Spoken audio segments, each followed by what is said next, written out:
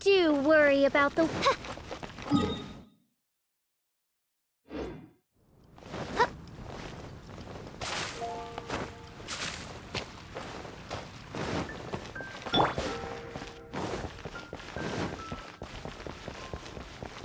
Ad Astra...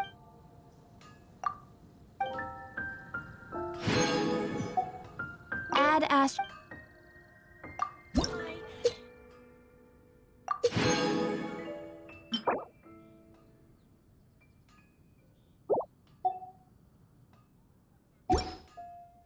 Ad Astra Abyss...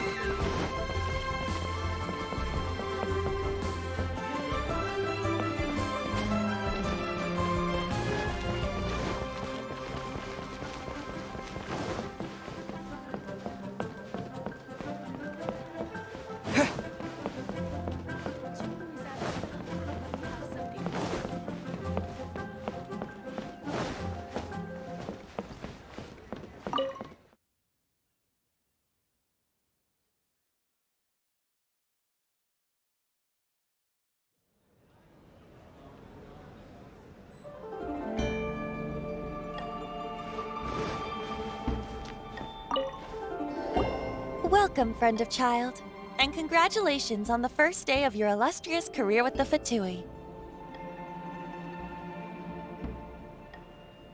You sound remarkably sure of yourself. Remember, we are mere mortals. Our ideas are fluid like water. Only the Tsaritsa truly has a will as solid as the permafrost. But back to the matter at hand. Child tells me that he has upheld his end of your agreement. What agreement?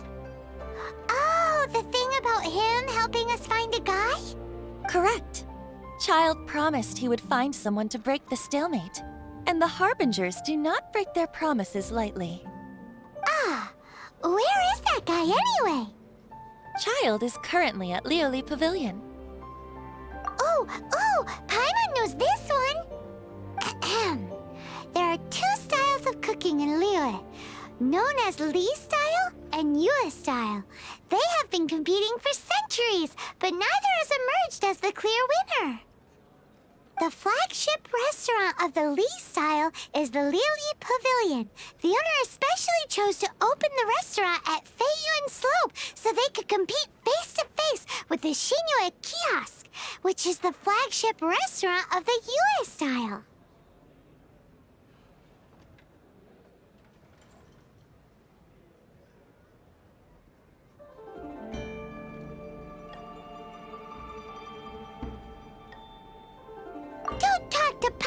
like that.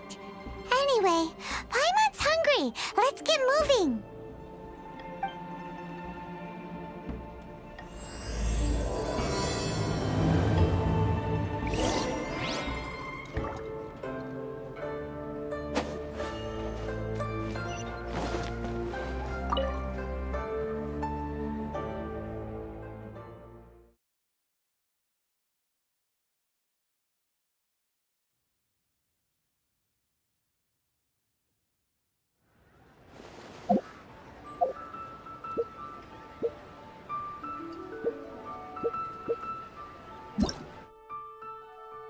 Hello.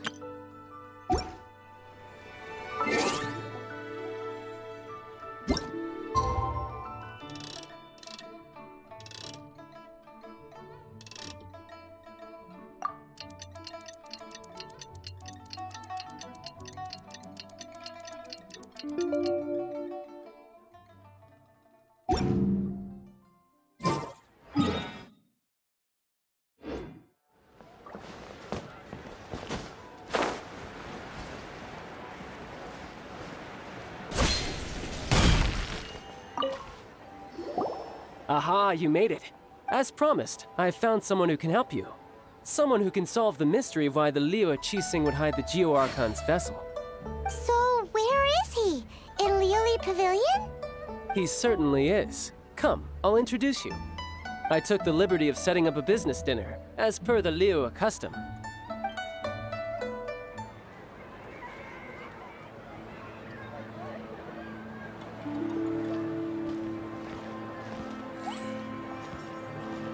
Welcome back, sir. You honor us with your patronage. Mr. Zhongli is awaiting your arrival in the room you booked.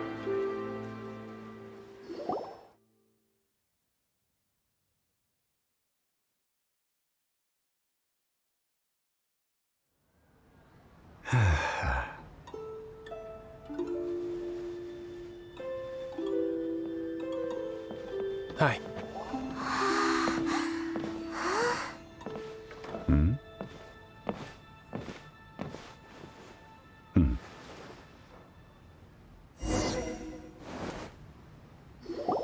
Allow me to introduce Mr. Zhongli, consultant to an organization known as Wang Sheng, and a trusted associate of the Fatui.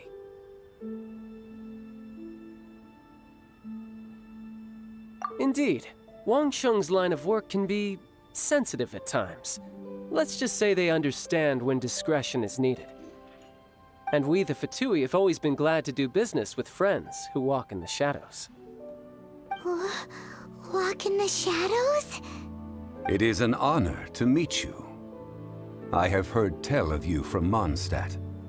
Discretion? Shadows? Is Wangshan some kind of business involving dealing with people? Indeed, it is as you have guessed.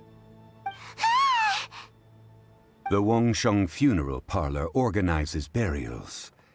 We ensure that those who pass on do so in peace. Huh? Did you think he was some sort of hired killer? The Fatui calls many such people friends, but the Wangsheng Funeral Parlor does not dabble in such business. Well, ostensibly. Well, they are still... I shouldn't say too much. In any case, I brought you to meet Mr. Zhongli because... Because I can bring you to see Rex Lapis's vessel. What? Don't be so surprised. Sure, the Geo-Archon's body has been squirreled away by order of the Ch.1 Ningguang. But first, let's hear what Mr. Zhongli has to say, shall we? Rex Lapis may be the prime of Adepti, but he is ultimately an Adeptus. Many Adepti have left us over the millennia. This is the inexorable trend. The times have changed. You must have felt it too when you were at Ch.1 Karst. As you have seen, the time of the Adepti is ending, and the time of mankind is slowly dawning. In years past, Liyue's tradition was that a huge memorial service be held to mark the passing of every Adeptus. But this time, The Qixing have made no attempt whatsoever to respect this tradition. It is sacrilege. Yeah, the killer hasn't even been caught yet. Deicide or not, the concern of the Wangsheng funeral parlor is this. When the ritual to receive this god is so kingly, it is all the more egregious for his final send-off to go unattended to. Traveler, Child has told me a lot about you. Since you have had dealings with the Animo Archon, could I ask you to help me prepare the Geo Archon's last rites?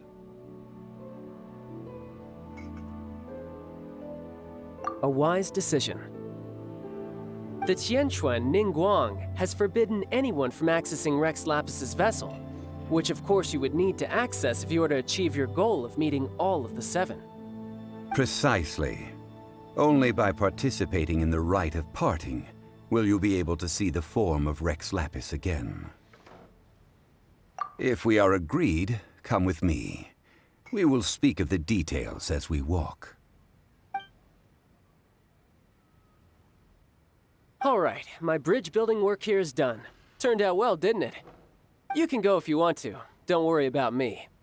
I might just have a few more drinks and get acquainted with these things they call chopsticks in the meantime.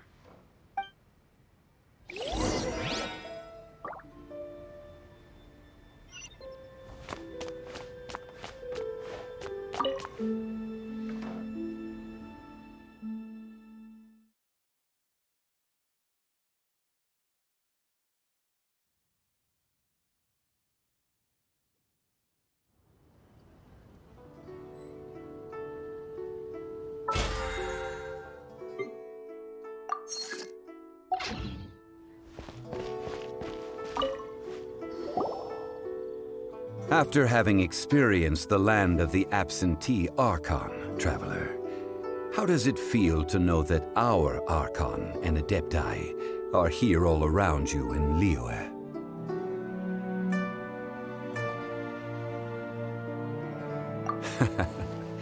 I see. So you're that sort of person. It's not a bad thing. But I suppose you have yet to experience the substance of Liyue's 3,700 years of divinity. Organizing the rite of parting should prove to be an enlightening part of your travels. Liyue is the most prosperous of the 7 nations, defended by deities and ruled by the Qixing. As such, the diplomatic maneuverings of the Fatui have gained no purchase here. Ningguang of the Qixing has always been on her guard against the Fatui.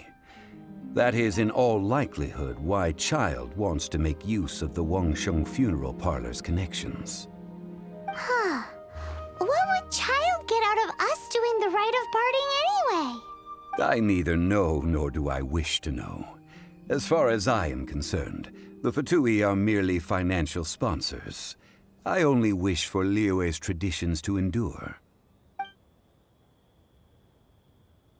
These are the advance funds that Child has provided. If you use them up, you can go to him to apply for any subsequent funding. Wow! Well then, let us be off.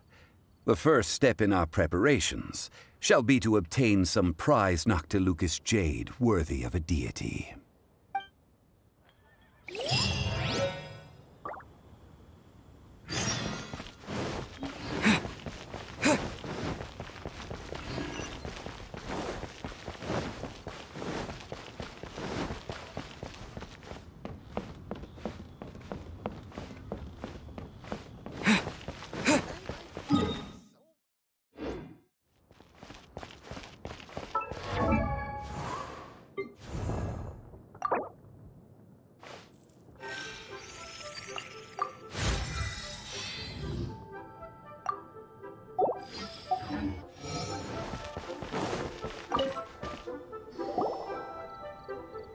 Welcome to the Jade Mystery, my good friends. Would you like to try your luck betting on Jade? This could be your lucky day. It's cheap and it's fun, and who knows, you just might strike it rich. Betting? No, we're here for... What was it again? Noctilucous jade, of radiant grade at the very least. Radiant grade, Noctilucous jade? I see. You're not a tourist. My apologies. I have some here for your perusal. What do you think? The Jade Mystery is an old name in the jade business. Just look at that wonderful quality. Rex Lapis doesn't often bless us with such finery. Go on, pick whichever one you like. These 3 pieces really do look pretty. Not like the ones you usually dig up.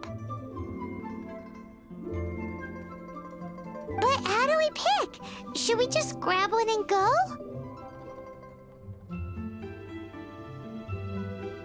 Oh? You want me to decide? That is fine as well. If it were me, the answer would be simple. Oh? And that would be... I'll take them all, boss. Oh, you act with such panache, good sir. I always knew you were not a man of ordinary caliber. Oh, wait, boss! That one didn't count! We need to discuss it again! Hey! If we only need 1 for the ritual, aren't we wasting 3 times the Mora if we buy them all? Oh, Mora. It is as you say. I suppose I overlooked this particular aspect of the transaction. Huh? How do you not think about Mora when buying things? If one must always consider Mora before acting, then in all things one is bound by Mora. What? All Mora is currency, but not all currency is Mora. What? So loaded that he doesn't even bother hunting for a bargain. No need to waver. Even when I am constrained by Mora, I have ways of working around my limitations. Evaluating the quality of Noctilucous jade is indeed very tricky. As crude ore, there is little difference in texture, lustrousness, and internal pattern between good and bad jade. Only after the item made using Noctilucous jade has taken shape will you be able to see whether it is up to par or not. If you return to those crafty merchants to quibble, they will counter by saying that your crafting bench is to blame, or that your heat control was poor. Whoa! To think it's that easy to get cheated. But there is a way to truly evaluate this jade, and a true insider would know it. A fool sees the pointer and misses the moon. What does that mean? If you point at the moon with your finger, a wise man knows that you are pointing at the moon, while a fool will only see the finger. The patterns, the facade, these are all the finger. Noctilucous jade is a mystical stone used to light up the darkness, and so its brightness is the important thing. It is the moon.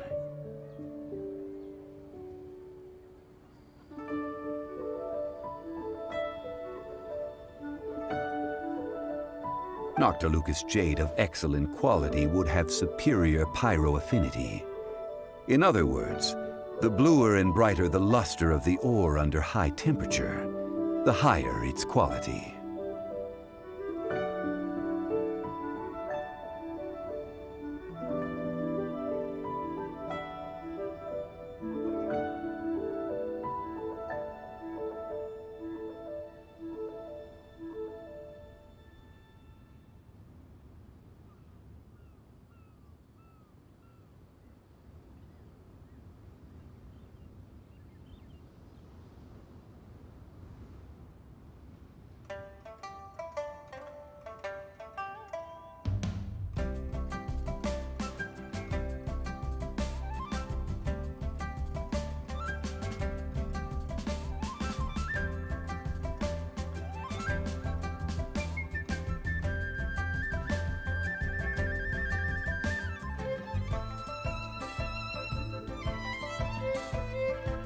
I have imparted the priceless secrets of the jade trade to you. Now, all that's left is to put it into practice. Priceless, huh? Paimon's just sad that we might never be able to use it again.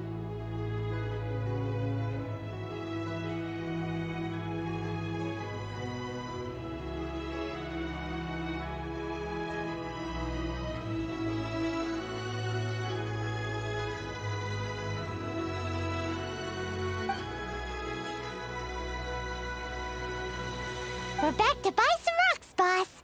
But can you let us burn them first? Burn them?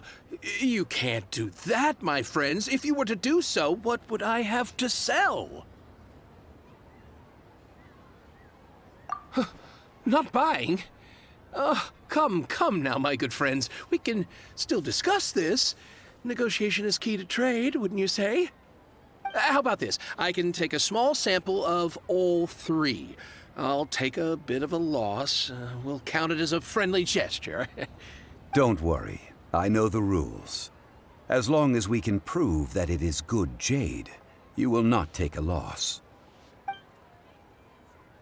All right, take these as samples. I've carved them off with a knife and tagged them to boot. Aren't these too thin? Even paper's thicker. No, even a bug's wings are thicker. These are almost see-through. Oh, you flatter me, but I have to be gentle with these rocks. They are my pride and joy. If I'd taken off even a bit more, it would have killed me. But wouldn't something this thin go poof if we held it to the fire? It can't be helped. Trying to deprive a merchant of his profits would be like forcing a ravenous wolf to vomit up the food in its stomach. Nonetheless, under the right conditions, these thin slices will serve. What sort of conditions? While we add the high temperatures using pyro, we can use hydro to reinforce it from within. This way, the samples will not disintegrate immediately. Oh, sir, to think you were this learned. Thank you for your understanding. Strictly speaking, asking for samples when we have not yet agreed to purchase the goods is unfair. Trade... Well, guess we just need to find a place to try this out.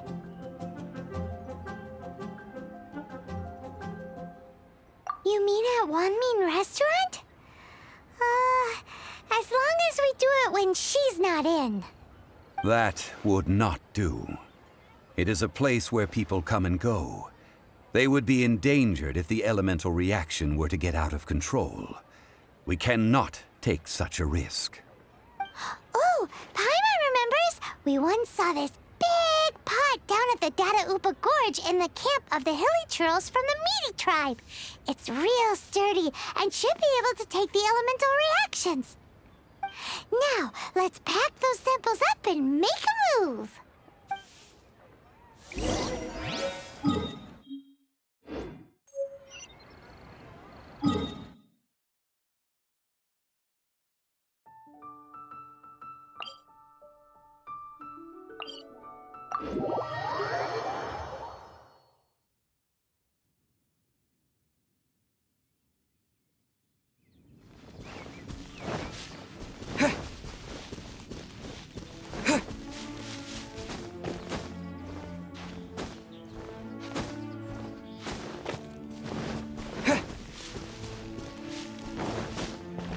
It has been a long time since I last set foot in the Nation of Wind.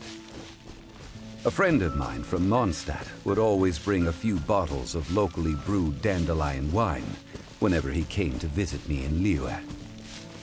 It must be said that the famed liquor of the land of pastorals is far better than Sumeru's frigid snake wine. That's the pot! It looks like the hilly trolls are still using it. It's a bit impolite, but we gotta cut the line!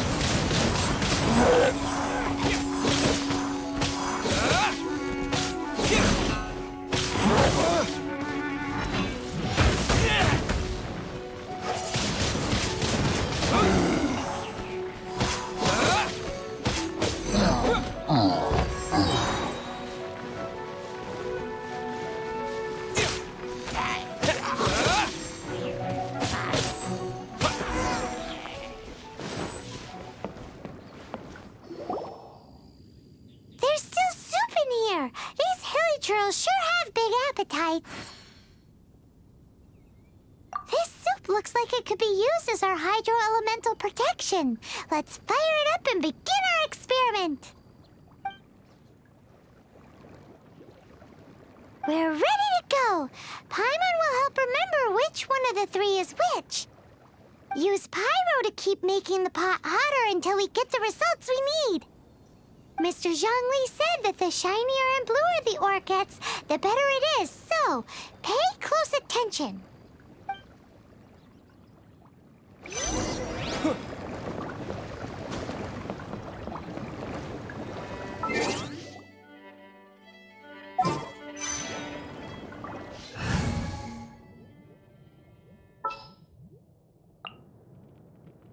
Outrider Amber, reporting.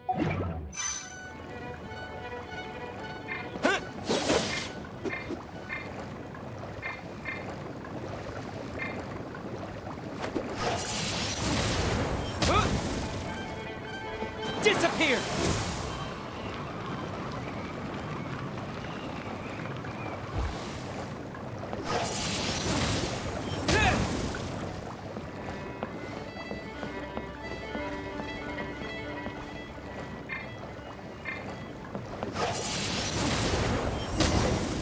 Whoa! That light came from the first Noctilucous Jade!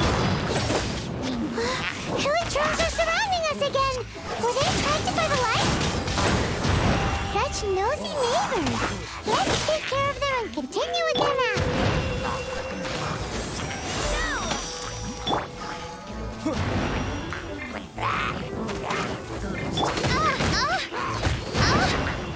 Oz, reveal thyself!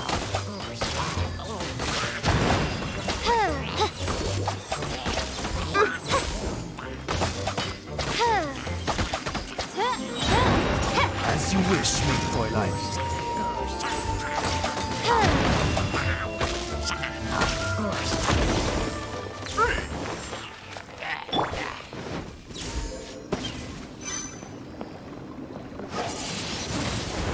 Windblade! That light came from the second Noctilucous Jade, didn't it? More Hilitrons! They don't give up, do they? Looks like they're mad that we ruined their food!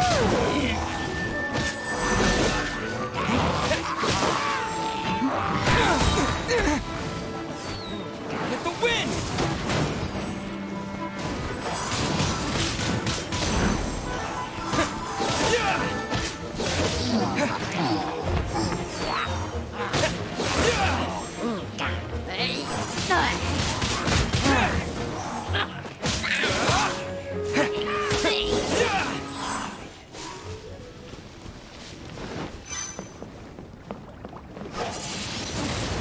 Windblade! Oh, that's bright! Too bright! That was the third Noctilucous Jade, wasn't it?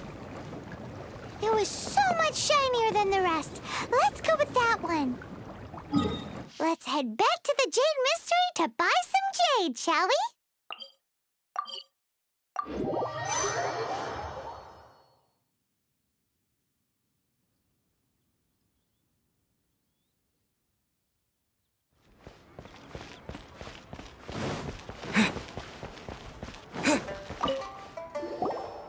You're back, my friends. I've kept the goods for you. Which of them would you like?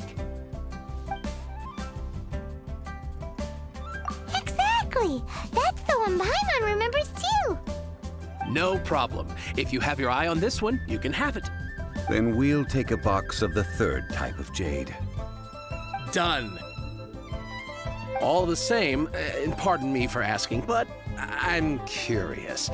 Whatever do you need this much top-quality Noctilucous Jade for? I suppose it would not hurt to tell you. We need them to make implements for the rite of parting. Parting? Oh, dear. I'd heard the rumors, but had given much thought to them. This means that Rex Lapis really is... Oh, it's hard to believe. Even though the Jade Mystery has been in decline, we have always been under his protection. It is said that when our Lord lost his way while going incognito in the city 200 years ago, it was a spoon from the Jade Mystery that he had used to sample the local delights. Alas, alas, all things must pass. Well, if this is to be used to say farewell to Rex Lapis, then I shall sell this to you at half the price. Are you sure? You didn't want to even give us an inch before. If not for our Lord's protection, this city wouldn't exist as it does now. No proprietor could earn money off such a thing. I'm sure Rex Lapis will feel your sentiment, boss. In the safe hands of the Liyue Qixing and good honest merchants such as yourself, I for one believe that Liyue will continue to prosper as it always has done. All right. Thank you, my friends. What's with me getting all sentimental like this? I'll practically be giving away all my fortune at this rate. Now that we've made our choice, let's take this Noctilucous jade back. Hey, wait a minute. He said it was half price, not that we could leave without paying. Oh, right. I'm sorry. I must have forgotten to do that too. Let me see. As I thought, I didn't bring any. Any what? Mora, my apologies. Another oversight on my part. Oh, that won't do. This isn't some small sum. Oh, wait! Didn't Child give us some advanced funds earlier? That's a relief. Have a look, It's fine. Just enough for half price. Though to be honest, it'd be all right even if the sum wasn't quite enough. Well, it's settled then. Let's take this jade to Yujing Terrace. That's where we plan to hold the rite. Look at you bossing everyone around. You didn't cough up a single Mora. It seems that we must. I will keep that in mind. Thanks, both of you.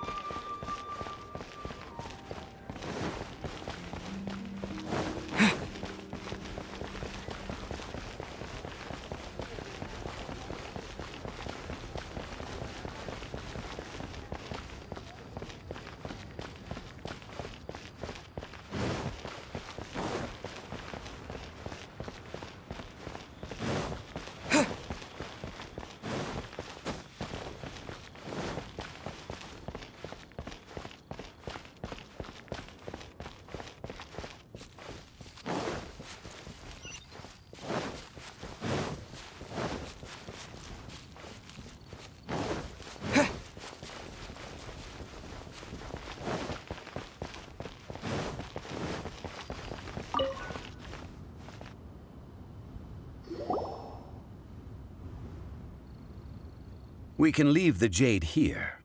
I have already called for a jewelsmith to shape them into the implements that we will need. Ah, yes. I have yet to go and see Child. So, as for the jewelsmith's remuneration...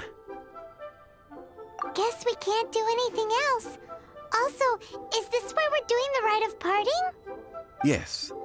I have already rented this location and have begun making preparations for the rite.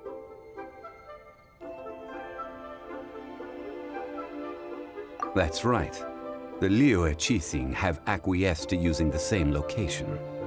But when something this big happened here, should suspects like us really be at the crime scene? We might get caught by the Millilith. Although with that said, since we got back from Dwayne Karst, none of those pesky Millilith soldiers have come chasing after us. Wonder what that's about. Also, the, Rex Lapis vessel... Traditionally, we call it the Exuvia. Ah, right! That's what what it was called. You seem to know everything, Mr. Zhongli. So was this exuvia hidden away by the Qixing?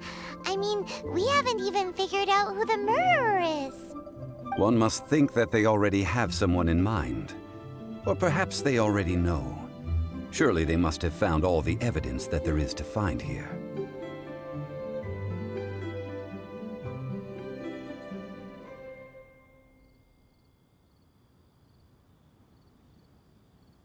These things are for the authorities in Yujing Terrace to consider. Trying to help would probably only add to their troubles. Before the rite is conducted, the exuvia will be kept temporarily in the Golden House. Golden House? The only mint in Liyue, which is to say the only mint in Tevat. All the mora that flows throughout the world is minted there. Wow! Oh, no! Paimon wasn't thinking about anything bad. Paimon thinks it suits Morax. But why do you know this, Mr. Zhongli? Since the rite of parting has the approval of the Qixing, it is a semi-official event. As such, there is already some limited information available. Perhaps each has their motives. But this is the capital of commerce. A little exploitation once in a while is not unacceptable. In Liyue, where the god of contracts reigns, only contracts may not be betrayed. I, for one, have no issue with little maneuvers outside their remit. Well then, we should go and prepare the perfumes used in the rite. Perfumes? Where'll we get those? Do we buy them? No. Perfumes used to honor the gods must be freshly decocted. The quality of the silk flowers we require is also special.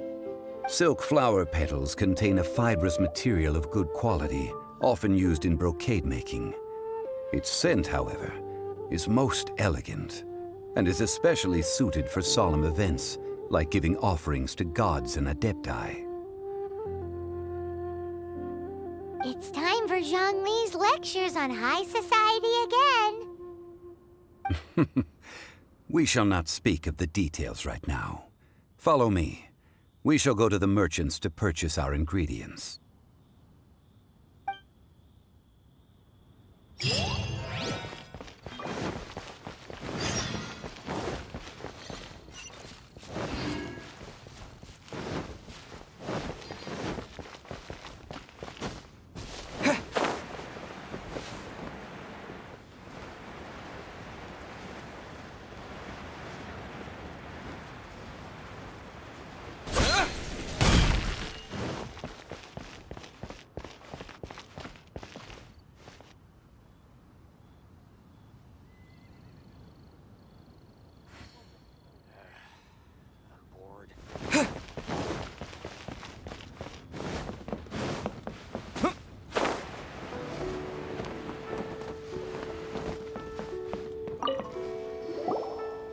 Hey, boss, do you sell silk flowers here?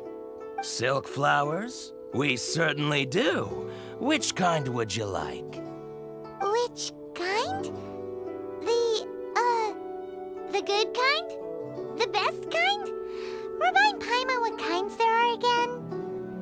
Ugh, you ignorant shoppers. Always coming in here with your stupid questions. Golden House Maiden, Valley Weaver, and Fate's Yearning. One of each to start with, if you don't mind. My goodness, this gentleman is quite the connoisseur. You two must be his servants. Please refrain from any further attempts to contribute. Now then, please peruse at your leisure. Do let me know if you have any further thoughts. Silk flowers exhibit different properties based on how their environmental conditions differ from their ancestral habitat. Nevertheless, these are fine specimens, excellently preserved. Just look at the abundant foliage here, and these stamens, glamorous as a maiden of the Golden House. This strain is an evergreen, and mostly grows under complex hydrological conditions. By contrast, this variety thrives in any dark, damp location, often in large clusters. Morphologically, it is distinguished by the profusion of petals and densely packed stamens, though its powerful scent gives it away just as easily. Lastly, this strain is quite the recluse. Unlike its exuberant cousins, flowers and foliage are minimal, and when in season, it has a subtle yet enduring scent. It was first discovered by the ancients when they scaled the mountains in search of the Adepti.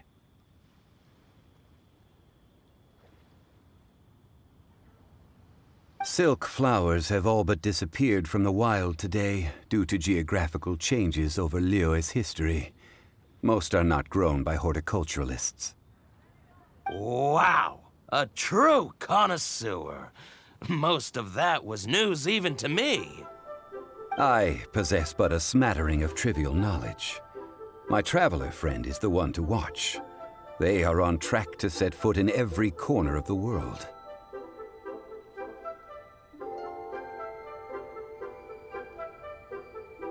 Oh, Mr. Zhongli, you're way too humble. So, which silk flower did you want anyway? I'll take them all, boss. Again? How can I put this? When purchasing opera tickets, it is natural to decide based on which singer has the most melodious voice. The same logic applies when purchasing a pet bird. But this silk flower purchase is not an analogous case. The same logic does not apply.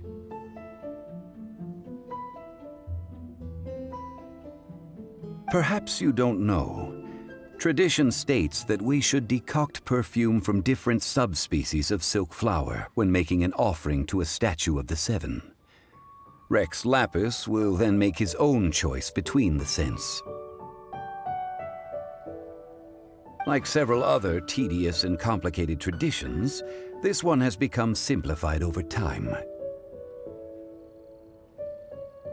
But this is the only rite of parting to take place for one of the Seven in 3,700 years.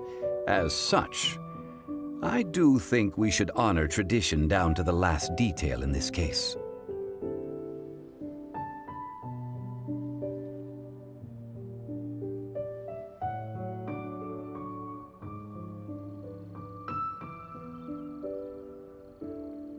Now that's settled, a question.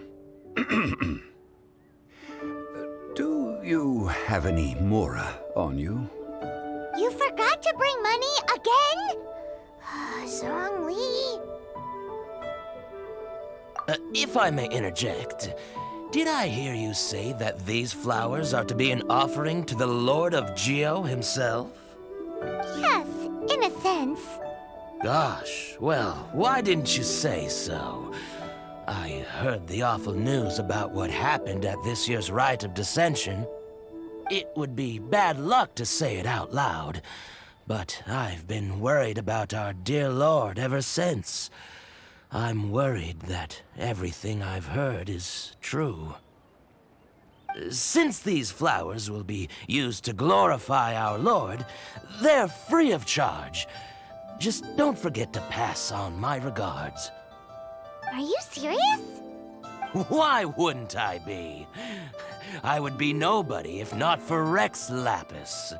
If he hadn't written those poems in praise of my wares, they'd only be worth a fraction of what I can sell them for today. Huh. So much folklore here revolves around Liyue's deity making cameo appearances in support of local businesses. Thank you, boss. I think I speak for all of us when I say that your generosity has saved our skins. Our skins? You were the one who forgot to bring money. Please, it's the least I could do.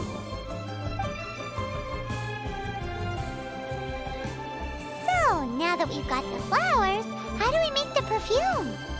Ideally with the help of an expert. Unfortunately, none of my acquaintances have personal experience in the art of decoction. Talk about first Hence, I need you to help by asking around in the city. Try the common folk, especially women. So this time we get to go around town looking for nice-smelling ladies to talk to? Paimon likes this job. I will wait for you near the statue of the Seven. Meet me there when the perfume is ready. Maybe we can find some good candidates at the Adventurers Guild. Let's ask Lan! She's master of the Liyue branch, right?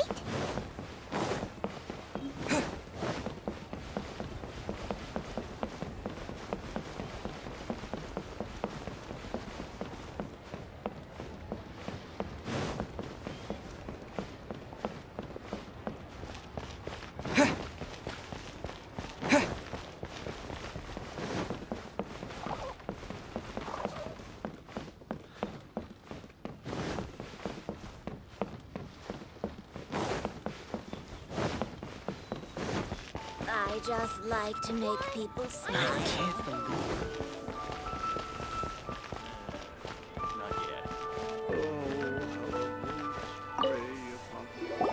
Lan, we need to ask you for a favor. I stopped accepting commissions a long time ago. Sorry, you two, but you'll just have to ask another adventurer. Oh, it's not that kind of favor. It's just a teeny tiny thing. Wow. Just wow. Do I look like the kind of girl who wears perfume to you? I think you're underestimating the kind of person I am. Well, Paimon thinks you smell amazing. So come on, Lan. What's your secret if not perfume? Now that you mention it, yes, there is something. What is that scent? Oh, it must be from the Qingxing flowers I picked on the way back. I forgot I still had them with me. Aha! The truth is out. Lan's got a soft spot for wildflowers. No, they were for medicinal use only. Anyway, this is a pointless conversation. If you want to know about perfume, try talking to Ch.1. The fortune teller, right? Paimon remembers she smells pretty good. Thanks, Lan. See you around.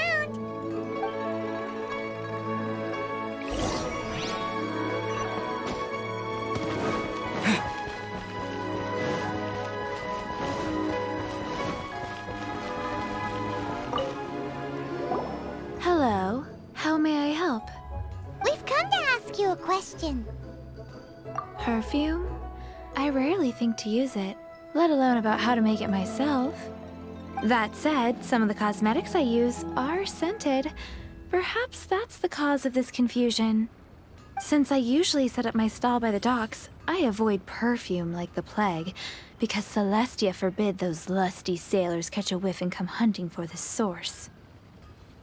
That's the worst thing Paimon's heard all day. While we're on the subject, have you never heard anyone mention Yingar's homemade perfume? Yingar? Oh, as in scent of spring Yingar? Yes, that's her. Many a rich family's daughter has gotten her to make perfume for them. Apparently, her homemade product is better than anything you'll find on the market. Great! This is just the intel we need. Finally, we're getting somewhere.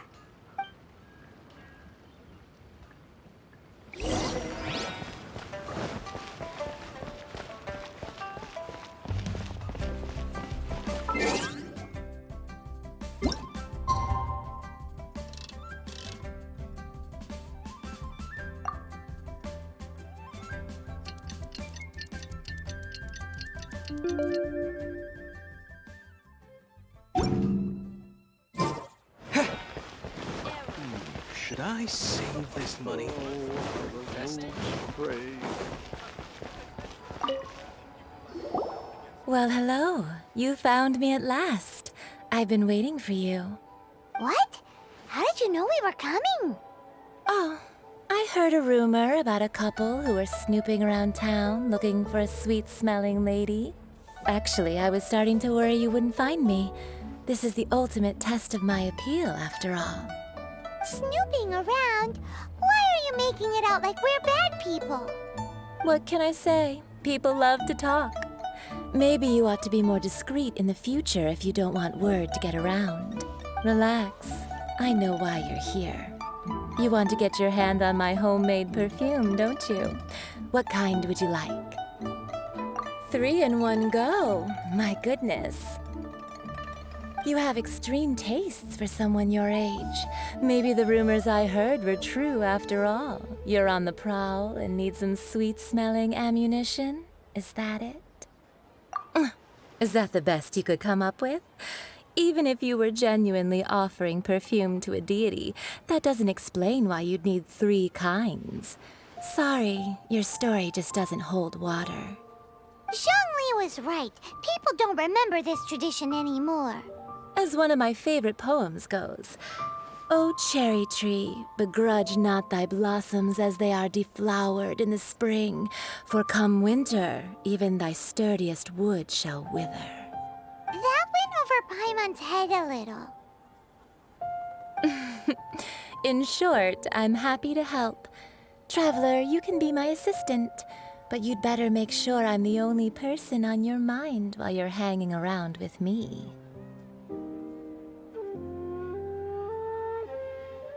So, where is a good place for making sweet, sweet perfume? You mean Wanmin Restaurant?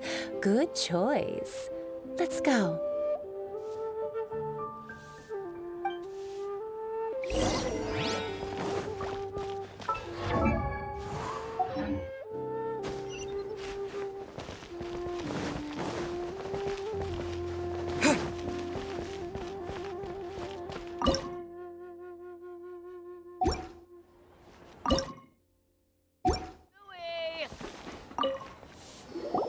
I've had a word with Chef Mao. We can start work now. Are you ready to please me? What did you say? I meant make me proud, as my assistant, obviously.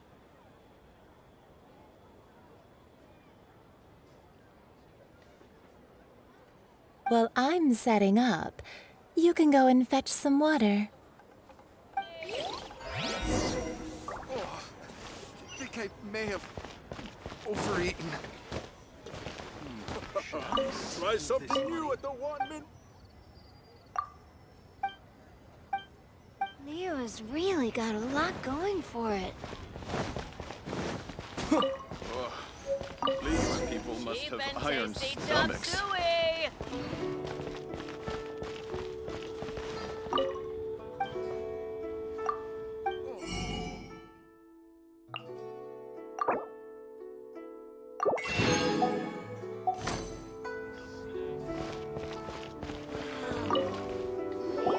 This water will do nicely. Now, I need you to extract the silk flower essence using a crafting bench. Perfume making uses an altogether different technique from alchemy. Here, let me teach you. Very carefully, take hold of the mortar and pestle. Gently does it.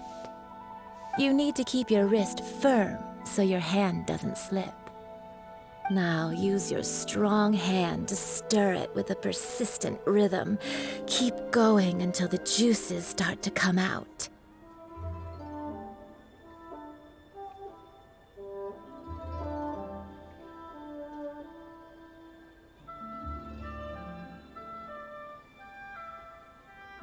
Ooh, you're a natural, like a fish to water.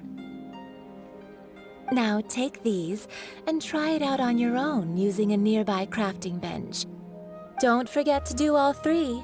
They look visually identical during the essence extraction process, but I will put them into separate containers when the perfume is ready.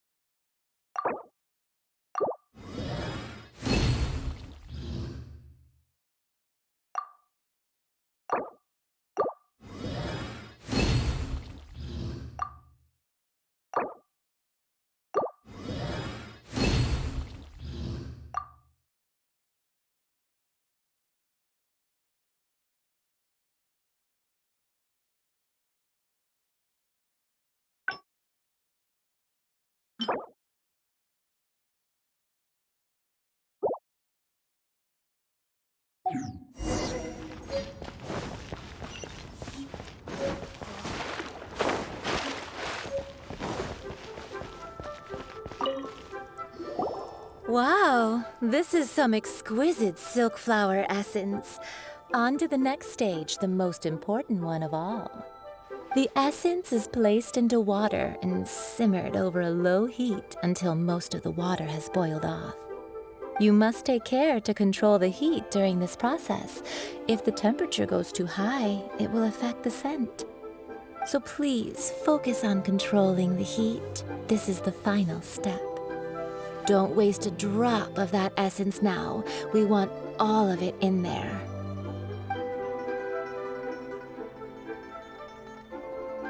All 3 perfumes are ready, and you, my friend, were a wonderful assistant.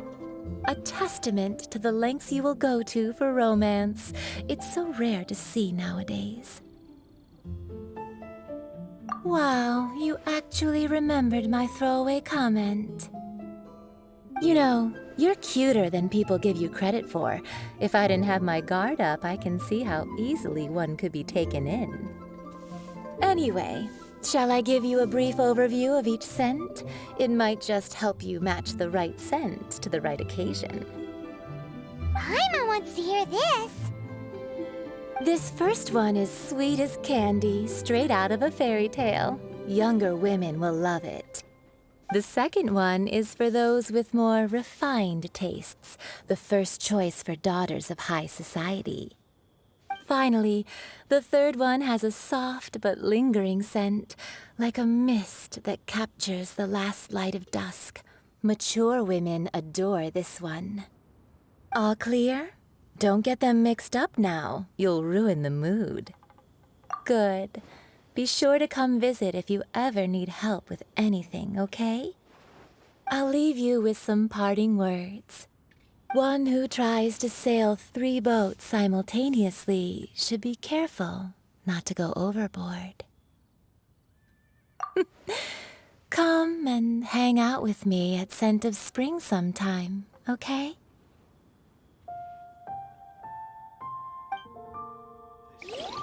Let's take these 3 perfumes over to the Statue of the Seven. Mr. Zhongli's probably been waiting a while.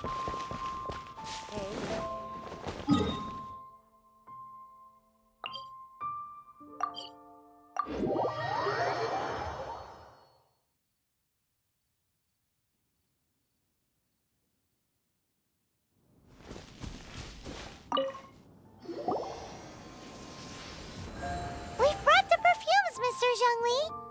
Did we take too long? You were just staring up at the statue. Oh, you're back. Don't worry, I haven't waited long. Compared to the watch that Rex Lapis's statues have kept over Liyue, this was but a brief moment. Well, how can a person compete with a statue? That is true. Well, have you brought the perfumes? 3 sets, and not 1 less. Thank you both. Let us offer them up.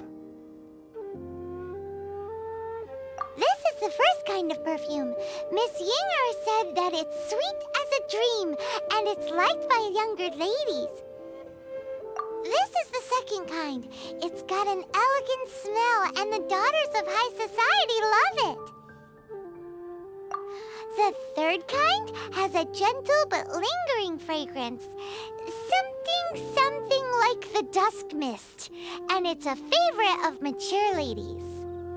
Oh, what was that?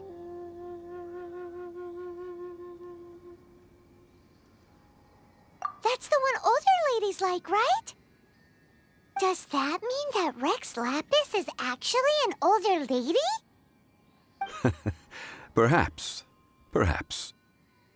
Rex Lapis has taken on countless forms. Perhaps that really was one of them. What a shame.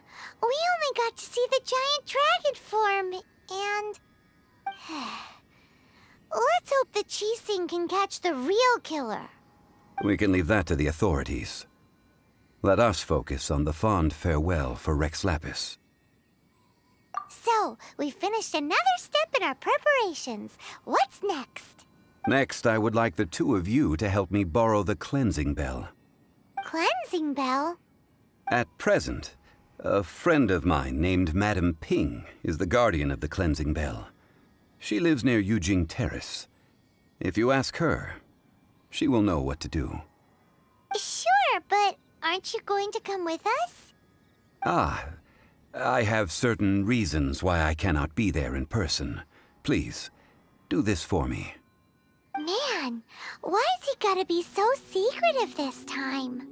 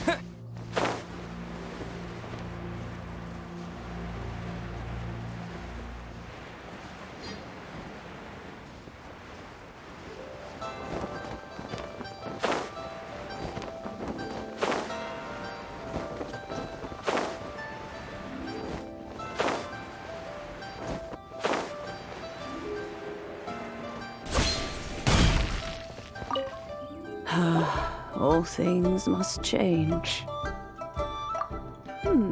Youngster, are you here to admire the flowers? But it's a shame. These glazed lilies have almost all wilted.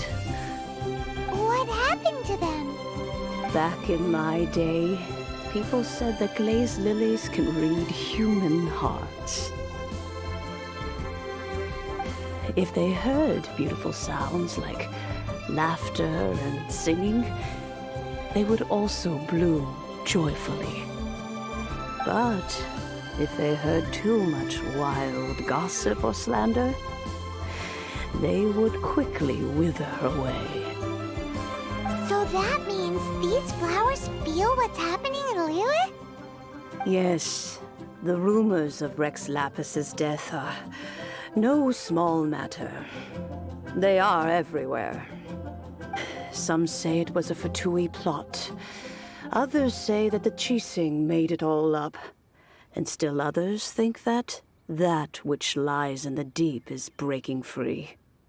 This harbor is like a mountain of dry tinder. One spark, and the fire will consume us all. Well, I shall say no more. This old woman's grown too old and naggy. Did you have something to say, youngster? Borrow something?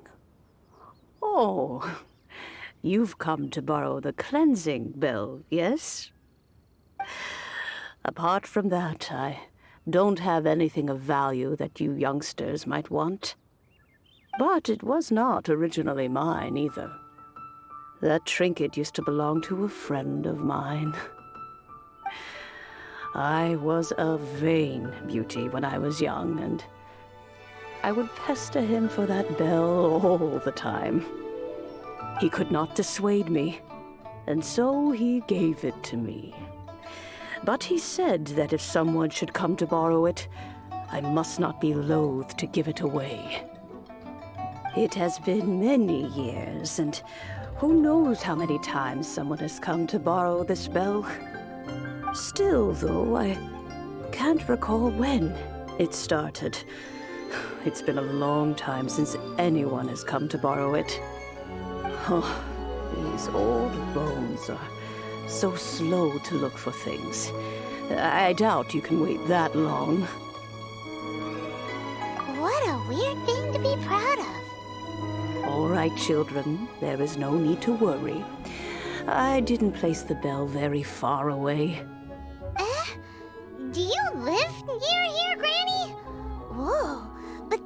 Eugene Terrace. It's gotta be expensive.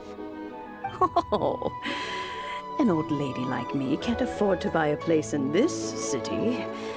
See this ceramic teapot? My entire household is in here. How does that work?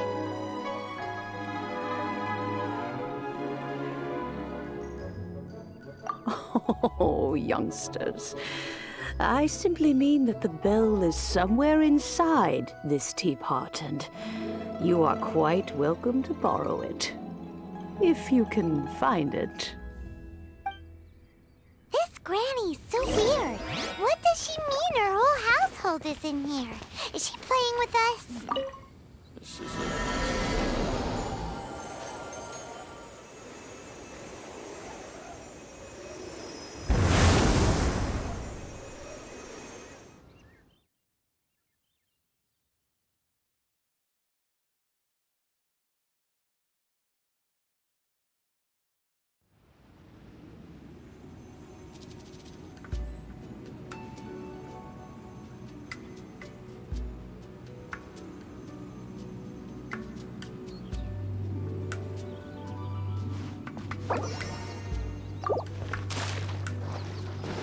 Huh?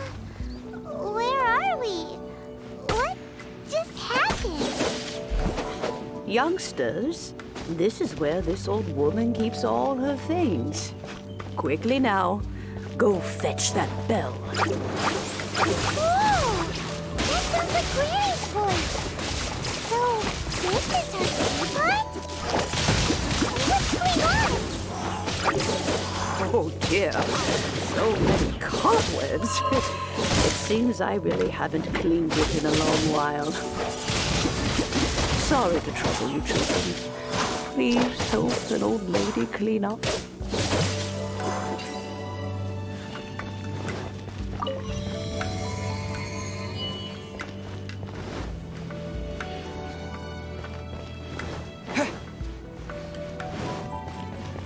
you notice? The cobwebs were made of elemental energy. How long has it been since Granny last swept this place?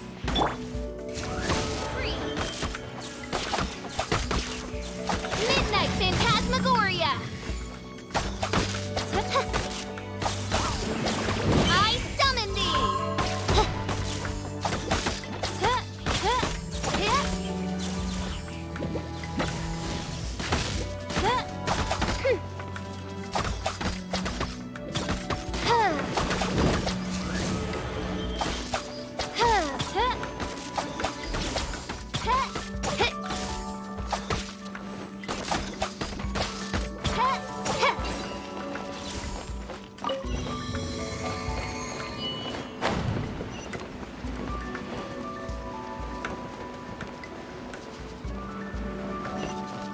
You know, with such a special teapot and the cleansing bell, do you think this old granny could also be an adeptus?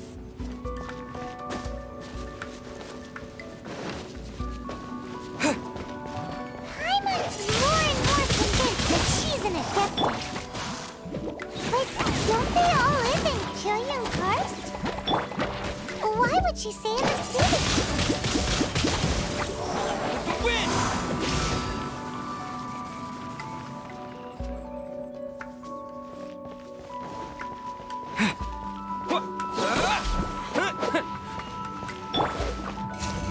No By royal decree!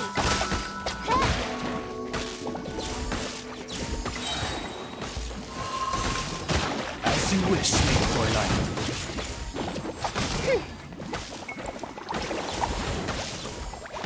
No rest for the wicked. Oh, goodness gracious! Eyes, Oz, reveal thyself!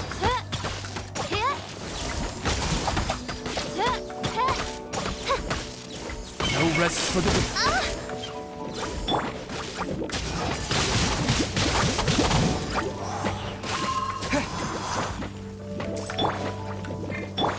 La la la! Ha!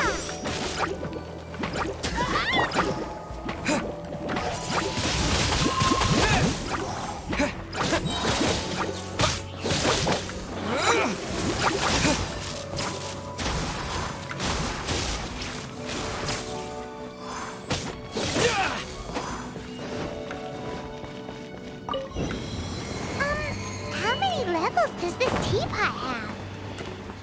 It would be nice if we had one of these too. Or at least we wouldn't have to camp outside.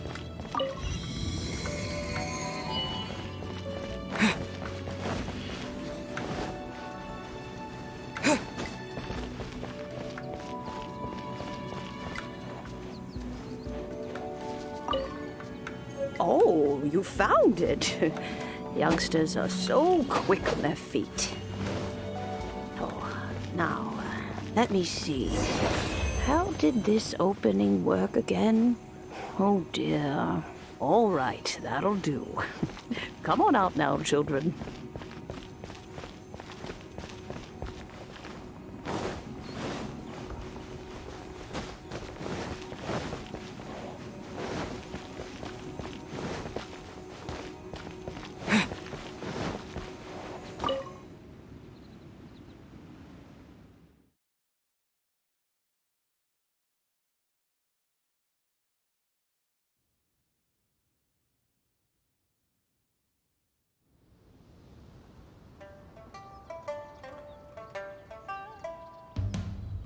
Oh, in and out in no time. You youngsters really are quick. An adeptus. Oh, I haven't heard anyone say those words in earnest for a long time. As to whether I am one or not, child, surely you already understand. Paimon kinda knows what you mean, but is also kinda confused. Are you really giving us the bell just like that, Granny? Don't you think it's weird? Something's just happened to Rex Lapis and then we come running up asking for it? Oh, don't be silly. Liyue Harbor has been through a great deal in its history. In that time, it has seen the departure of countless Adepti. But no matter what, we have always performed the rite of parting first before any other matters. To cry, "Catch the murderer," at the top of one's lungs, but ignore the rite of parting. That, to me, is what is wrong-headed. Now that you have come to borrow the bell, I guess that perhaps an old friend of mine has finally decided to take matters into their own hands. So, why would I be unwilling to lend you the bell? Oh? Well, if it came to that, they would find a certain old lady knocking at their door. We haven't met in a while anyway. It would be nice to share a drink and chat. Well, you must have things to do. Since you have the bell, you should return. Oh, and do tell the person who sent you that if they have time, they can come over for tea. I don't have much to offer, but you can always count on an old lady for a pot of tea. We will. Thanks, Granny.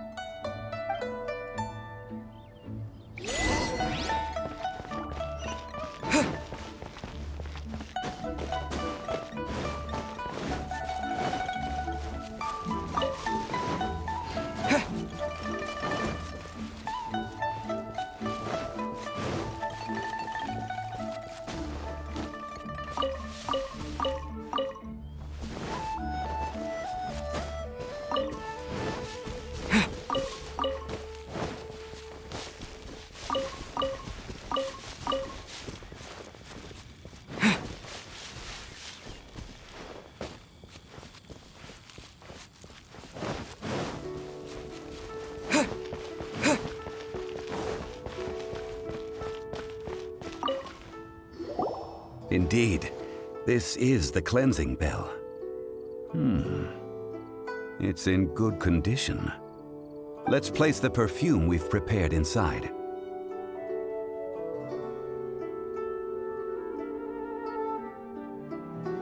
An Adeptus.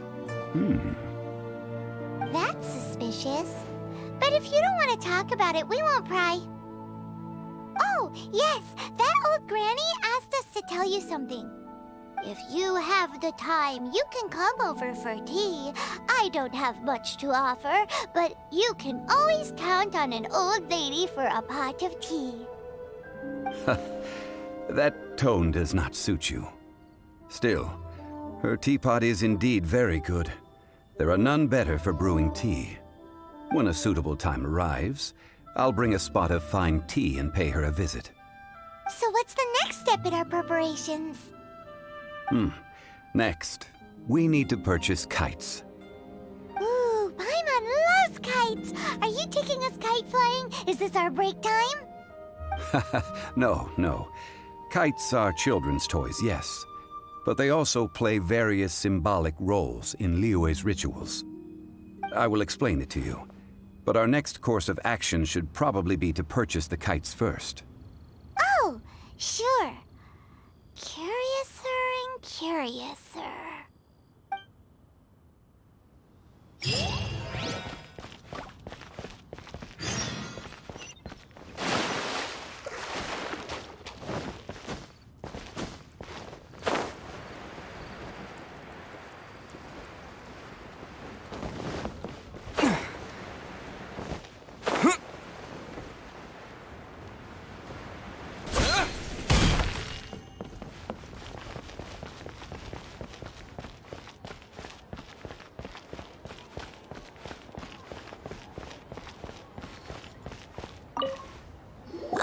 Sir, you're here. The 7 kites you asked for have been made to order.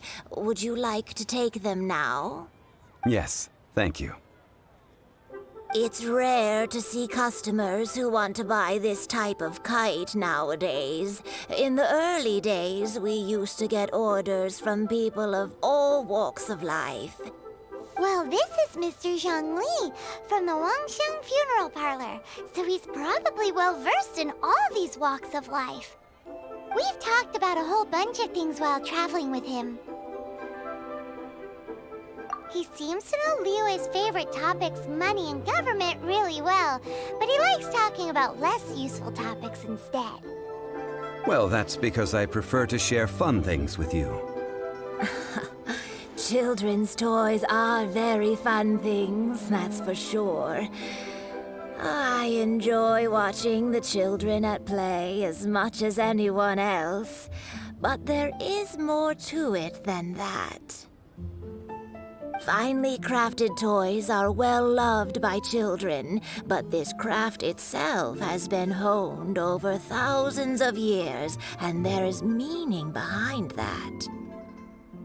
I have made kites in Liyue for 40 years, and I am intimately familiar with the forms passed down from my ancestors.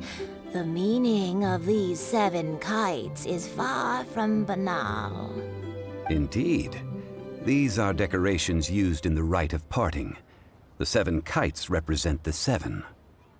I took the liberty of coloring outside the lines when doing the insignia of the Animo Archon.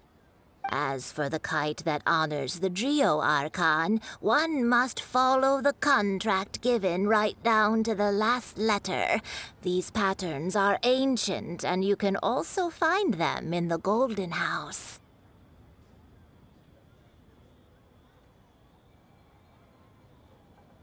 Ah, Paimon's heard that name before. Huh? The design of this kite displays a firm grasp on the cyclicality and eternity so dear to the Electro Archon. These markings of tree and leaf pay due honor to wisdom and the passage of time. All this on a single kite. Truly astonishing. Justice flows across the surface of the waters. War rages like a flame. As does that which the Cryo Archon once...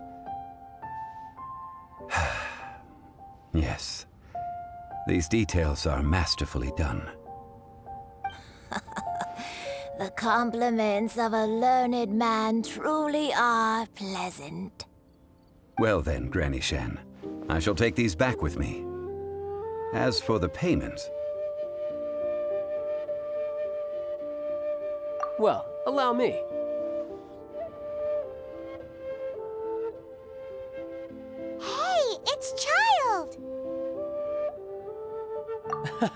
No, I was merely passing through.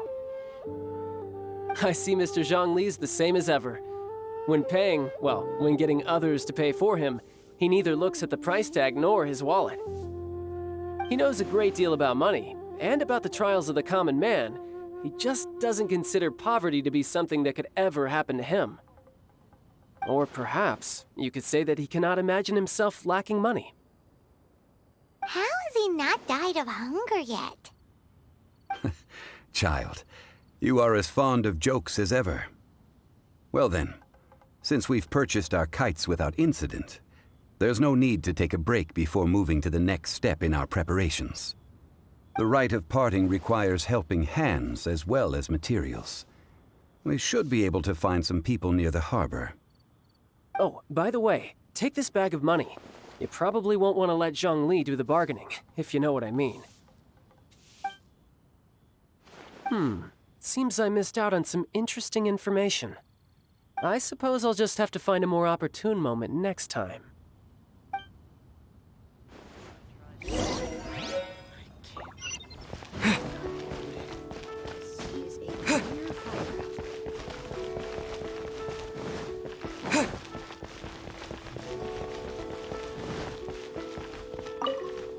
Oh, help? Sure. I, Tick, always put in 100% efforts into everything I do. Of course, there'll be a premium if you want me to give 110%. So what's the job? Let me see. We are still missing some wooden implements over at Yujing Terrace. They aren't uncommon objects, so I didn't make any special preparations for them. No problem. That'll be 20,000 mora for a single trip. How does that sound? Done.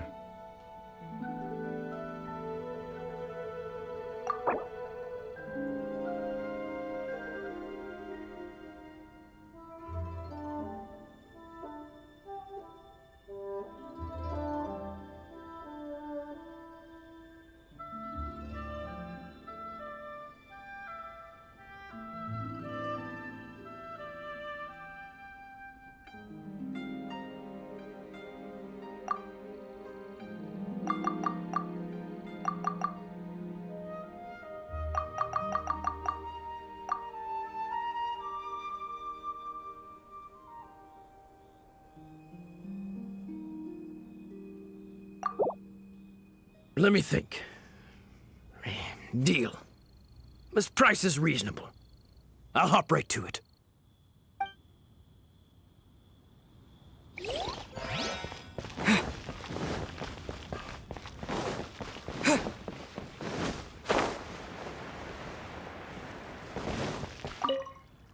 Hiring help? Sure. But let me just say first that I'm a reserve member of the Adventurers Guild.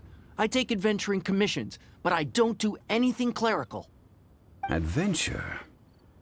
Venturing into the mountains to capture a few crystal flies seems adventurous enough. That's not hard. Almost a bit too easy for a reserve adventurer. Never mind. I'll only charge you 15,000 mora. What say you?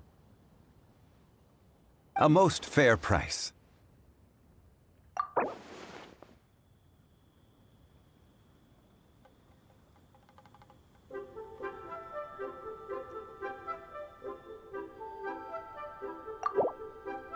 Five geocrystal flies.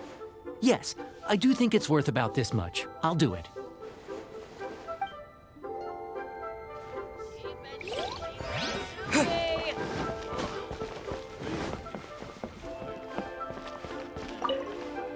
A full day of odd jobs at Yujing Terrace. No problem. 25,000 per day. A fair trade, yes? Whoa, that's expensive. Could you give us a bit of a discount on account of the whole Hero of Mondstadt thing? Hero of Mondstadt? Never heard of them. Well, you may never have heard of this hero, but it seems you've heard of Mora nonetheless. Thus, I will simply pay the whole sum.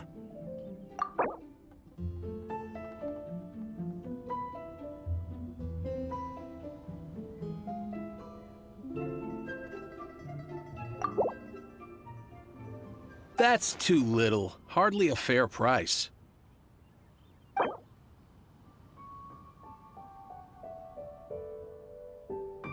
This price'll do. No loss to me for a day's work.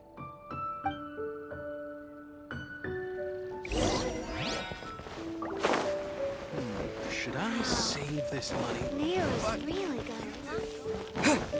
Listen, let me tell you. Made another handsome sum today. All finished then? Splendid. Any leftover cash is yours to keep. A favor for the Fatui should never go unrewarded.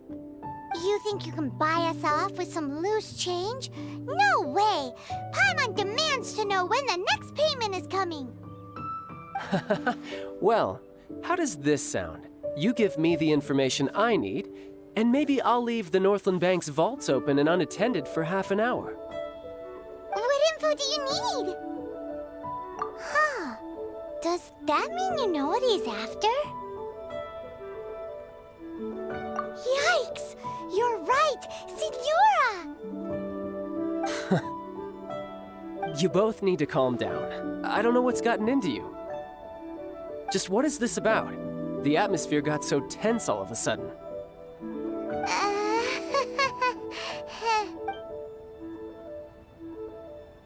Next, we need some everlasting incense. For this, we need to go to Boo Boo Pharmacy, the finest pharmacy in all of... Is everything okay? Everything is fine. I was just informing them that they need not return the surplus Mora. Now, if you'll excuse me, I must be going. Paimon definitely felt like Child wasn't happy with us just now.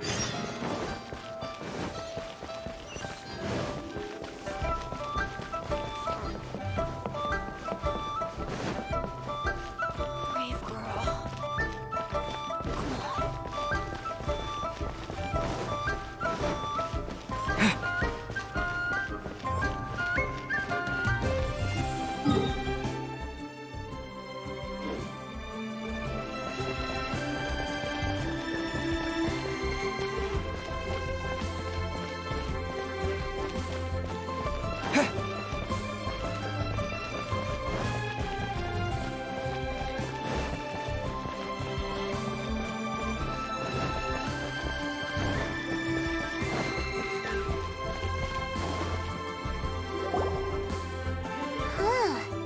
The reception is deserted, and it seems kinda spooky in here. Hello? Is anybody there? Welcome to Boo Boo Pharmacy. Huh? Did you hear that? Where did it come from? The reception, it seems. How about you go check it out, and Paimon will bring up the rear.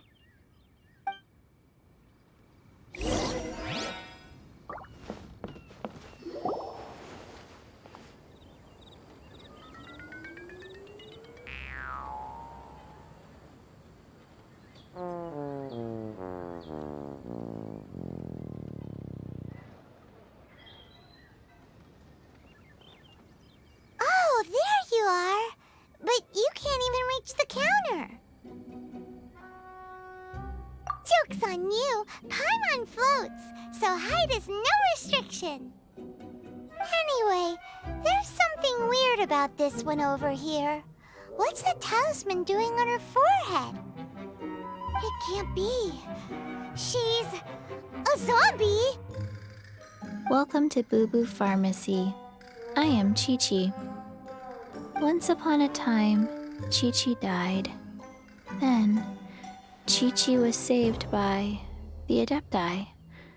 Now, Ch.1 is a zombie.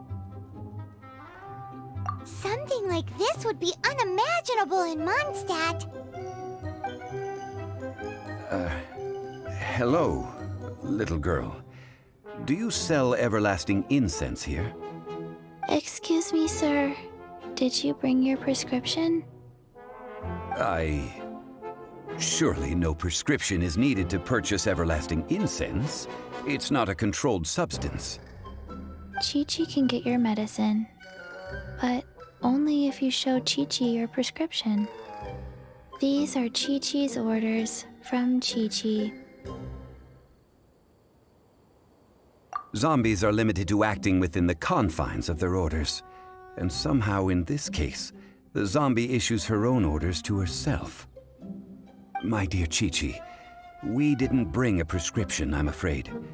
But we do hope that you can still help us find some everlasting incense. Okay then. How did you manage that?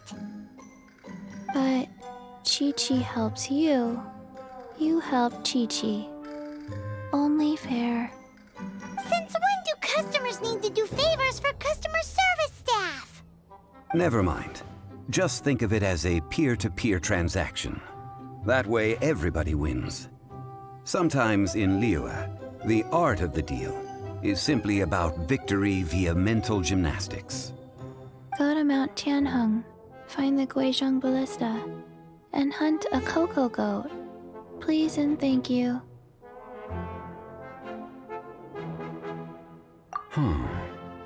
Guizhong Ballista. I have heard of this device before. It's a kind of crossbow turret, installed on Mount Tianheng by an adeptus in the distant past. An early mechanical device. Located in Tianheng Pass, it was designed to automatically fire at large monsters, protecting Liyue from external threats. Mr. Zhongli really knows Liyue inside out. Apparently not quite.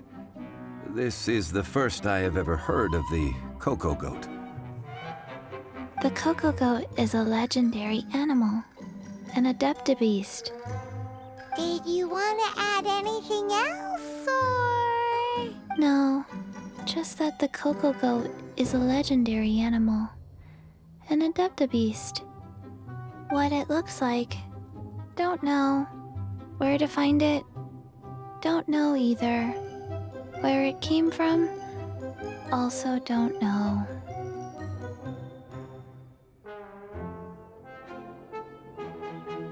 Very well then. Let's start by investigating near the Guizhong Ballista. Perhaps we will find some clues. What the heck is a cocoa goat?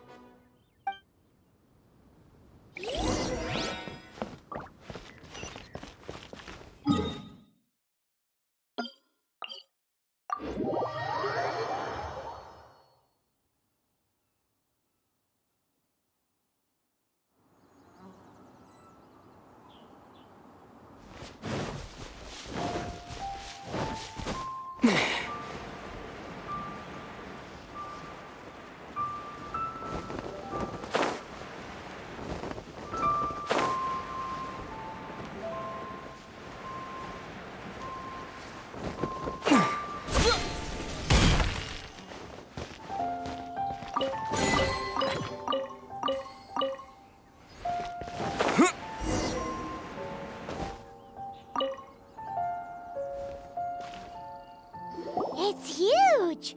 Paimon can totally believe it took an adeptus to build this. But how do you operate this thing? Just think how much strength you would need. It is currently inoperable in any case. This device is broken. Aw, what? It broke? After millennia of wear and tear, even Adepti contraptions are difficult to maintain. So what are we gonna do? Quick, Mr. Zhongli, use your unlimited high society knowledge powers! You almost make it sound like I'm some sort of bourgeois parasite whose only utility lies in providing quaint pieces of trivia on demand. That said, let me think for a moment. Ah, yes. Spare parts were made for the Guizhong Ballista when it was first built, in case it was damaged in battle.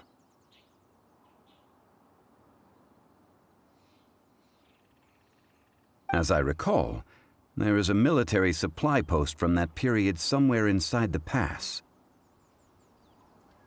If we can retrieve the spare parts from where they are stored, we may be able to repair the Guizhong Ballista. One just needs to understand the basic working principles of the device. So, what you're saying is that you actually understand the working principles? I have a smattering of knowledge on the topic. With the parts in hand, I could at least tinker with it.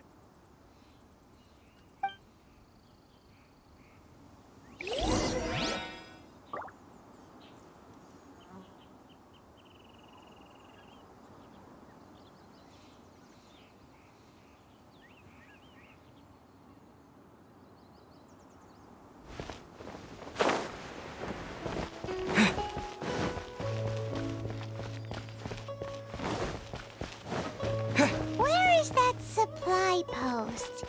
Here, post.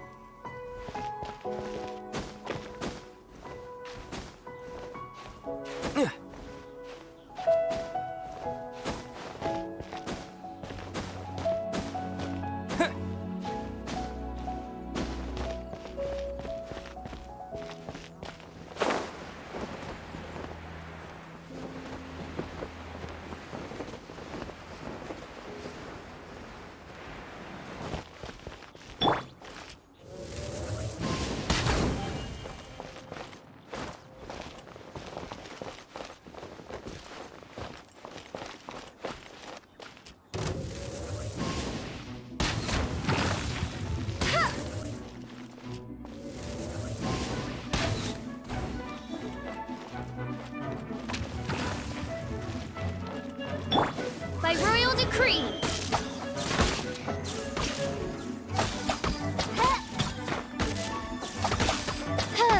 Midnight Phantasmagoria.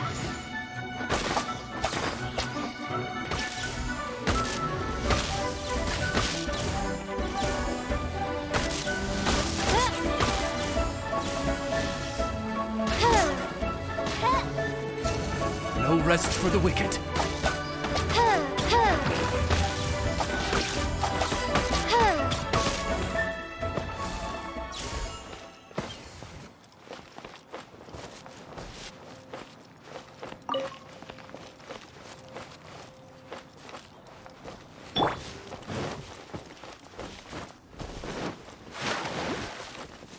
Bet you can't keep up with me.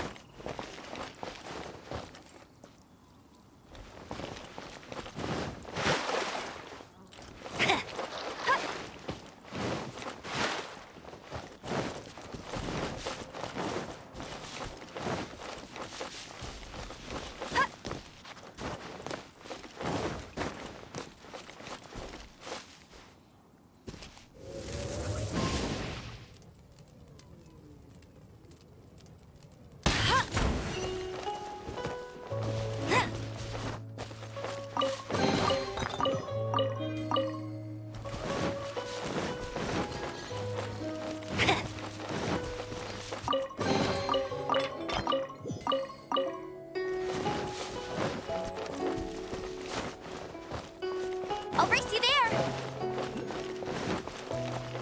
Bet you can't keep up with me.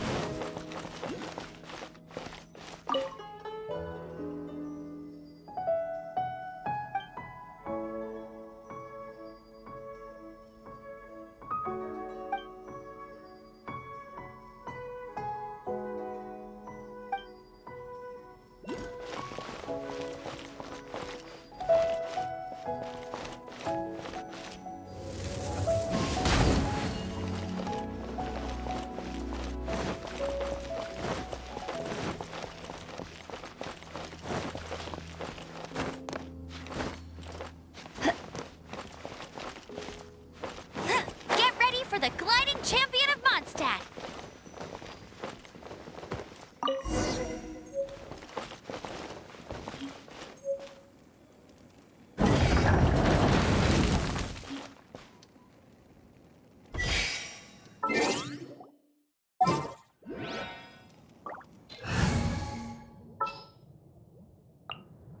Understood.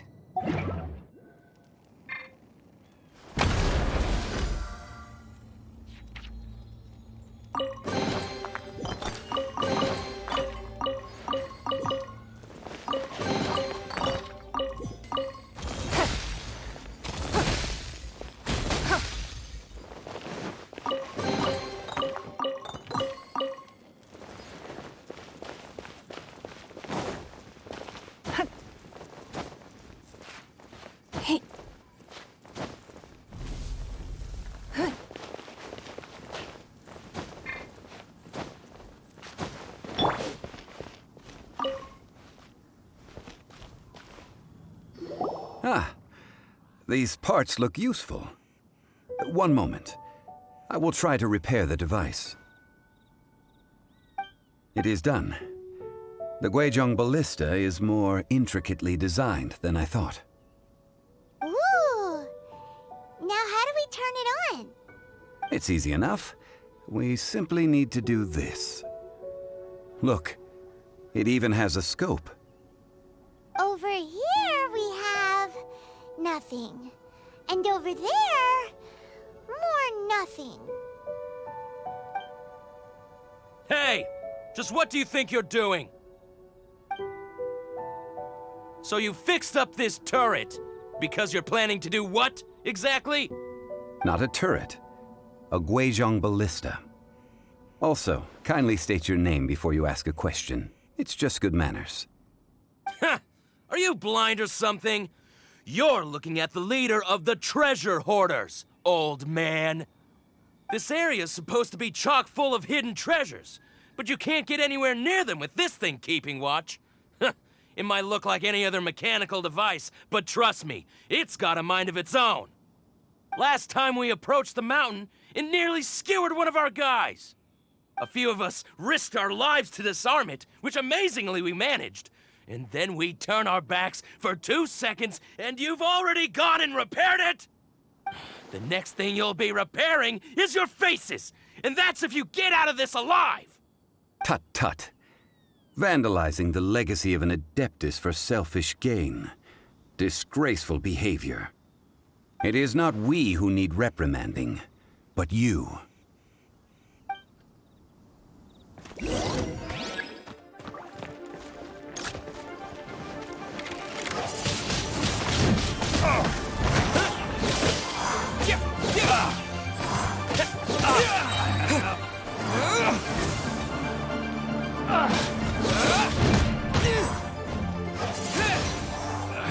You're open!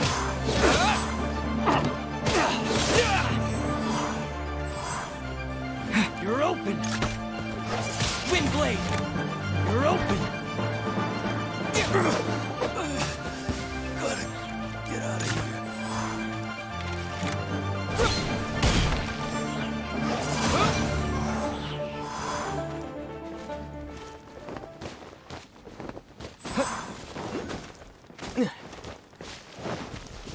There's no end to this.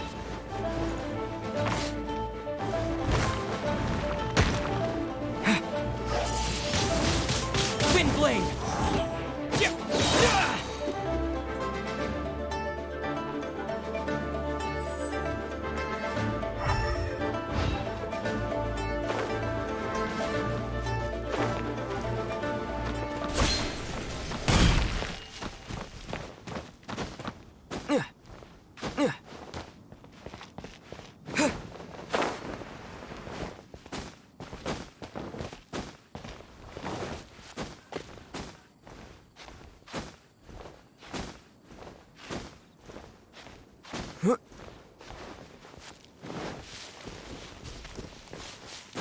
There's no end to this. Disappear!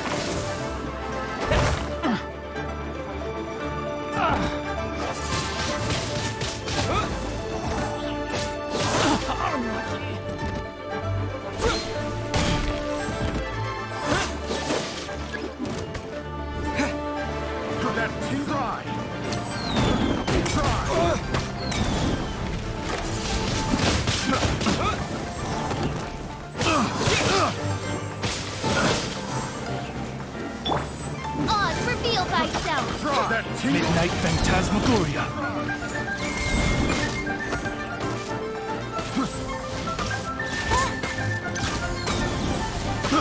I got careless. Picked the wrong test subject. Fry! Oh, such a...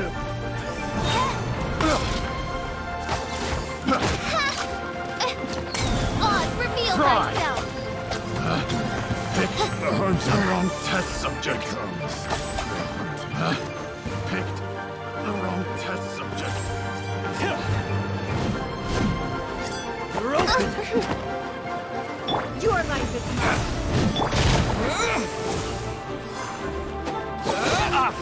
Blast up! Wind blade! You're open! Where's my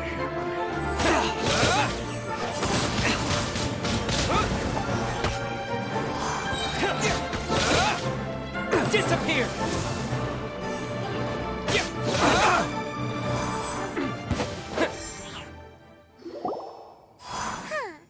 These lowlifes didn't know who they were messing with. Troubling ourselves over this rabble is not worth the time. We should focus on our contract with Ch.1. Oh yeah, that! So we've got the Guizhong ballista working, but where's our Coca goat? A search using the Guizhong ballista revealed no significant life forms nearby, save for the usual wildlife. What's more, a contraption built using Adeptus technology should have no trouble detecting an Adeptabeast, as Ch.1 put it. Which means... Paimon wouldn't go that far. We did something positive, right? We won't solve anything while standing here and racking our brains. Let's return to Boo Boo Pharmacy, explain that we could not find a Coco Goat, and review our next step.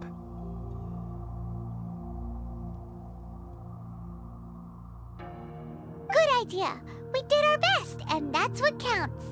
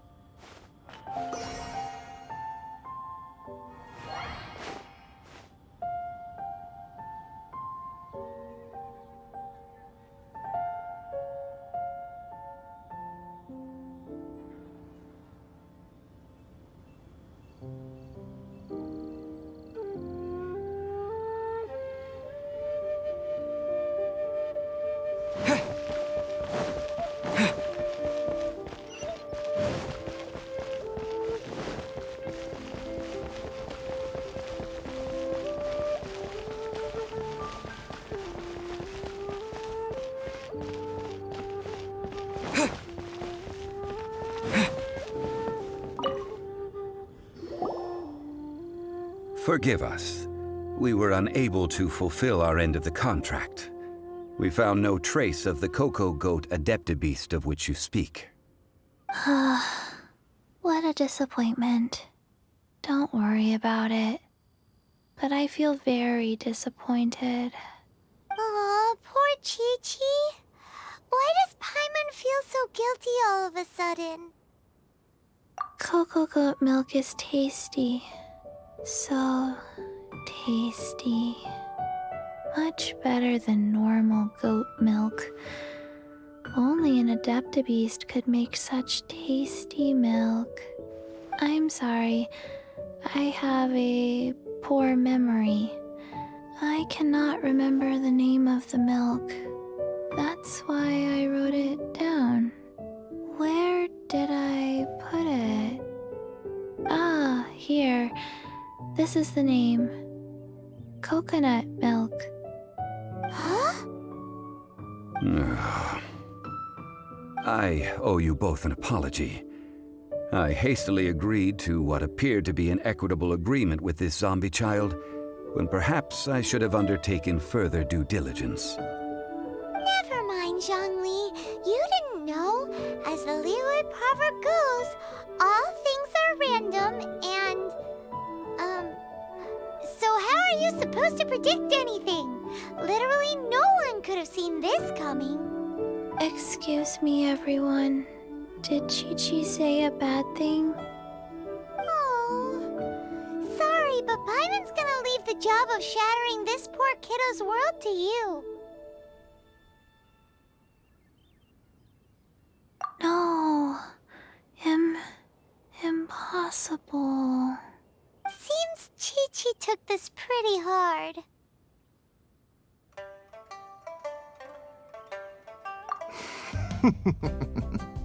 Someone learnt a valuable life lesson today, then. Thank you all for looking after my little Chi-Chi. Might I ask who? Ah, how rude of me. I'm Baiju, boss of the Boo Boo Pharmacy. Paimon thought Chi-Chi was the boss. Turns out it's some wacko who wears medicinal ingredients around his neck. What a sorry state of affairs. This little mascot is even more of a simpleton than Chi-Chi. Ah! The snake is speaking!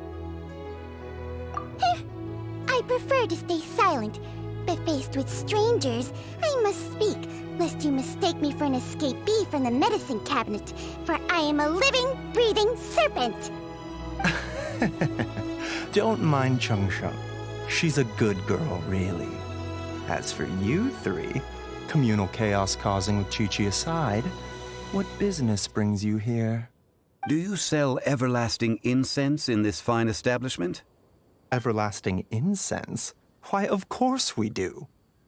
Whew, at last! Things are finally starting to come together. 3 million mora. Top quality. Guaranteed. Aw, too bad the Chising have taken it over for now. Security will be tighter than usual. 3 million. An innocuous number in and of itself, though practically speaking, it could be a hard sum to come by. It's a crazy number. We'd never be able to make that much mora. And as for Mr. Zhongli, he's around 3 million short. This is correct. What are we gonna do? Is this the part where we go crawling back to Child?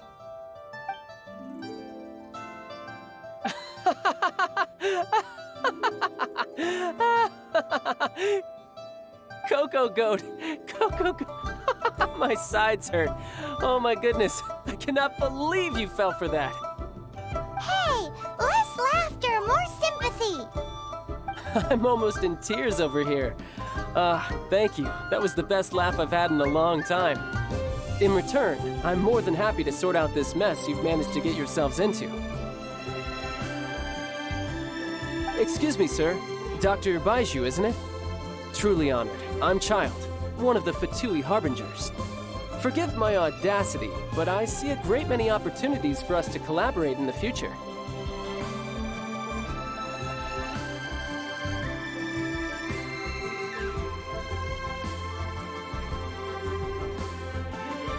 If Boo Boo Pharmacy needed a stable supply of, say, coconut milk, the Fatui could help by setting up a robust and speedy distribution network. Strange. I knew the Fatui infiltrated businesses with seductive deals, but so much fuss over coconut milk? Coconut milk. Baiju, quick. Chi-Chi wants coconut milk. Ah, yes, of course, Chi-Chi. Anything you want. Thank you, Child. I look forward to a successful collaboration in the future. I can give you a discount on that everlasting incense, too. Let's say 2,990,000 mora. That's like 0 difference from 3 million. 2,990,000. Also an innocuous number in and of itself, though practically speaking, it is a whole 10,000 less than the original sum of 3 million. Well, now that this is settled, we must head back to Yujing Terrace. Mr. Child, Dr. Baiju, little Miss Chi-Chi, see you soon.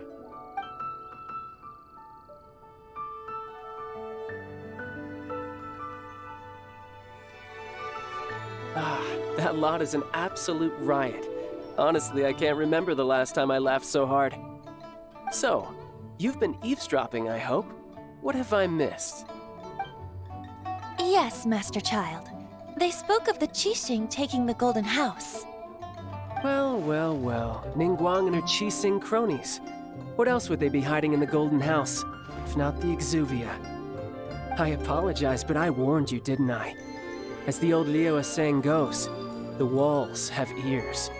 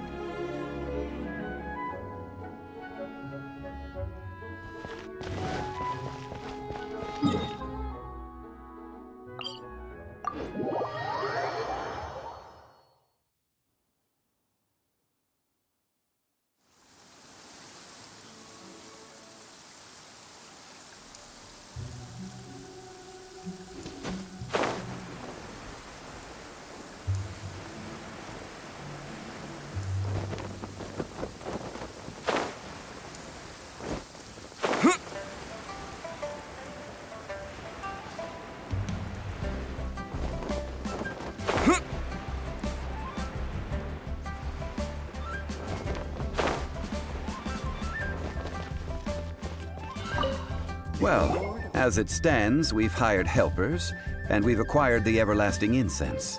The completion of our preparations is not far off. Whew, finally!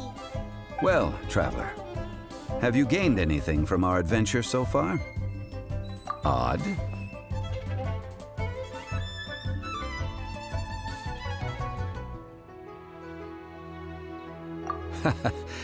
Which is it, I wonder? The questions that such travels raise are ever so complicated. Well, I'll leave you to ruminate over it yourself. As to remuneration for your help, I've decided to treat you to a meal. Oh, yes, don't worry. I will remember to bring the Mora this time. Tonight, I shall take you both to an old hole in the wall, praised throughout Liyue. Hole in the wall? As in a cool restaurant? Indeed. Let us meet near the harbor, at third round knockout.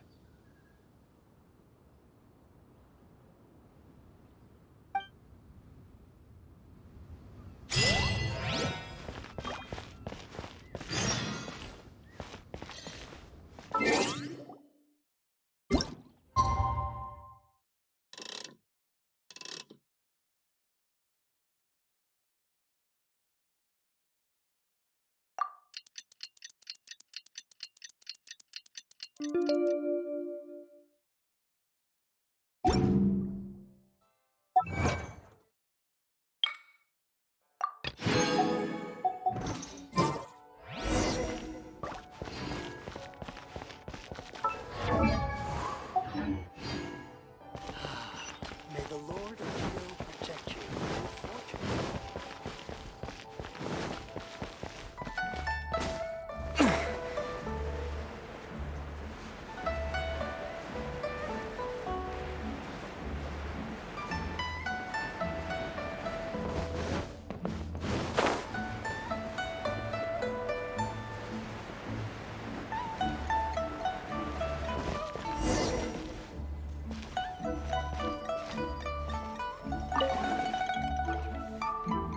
Ah, you're here.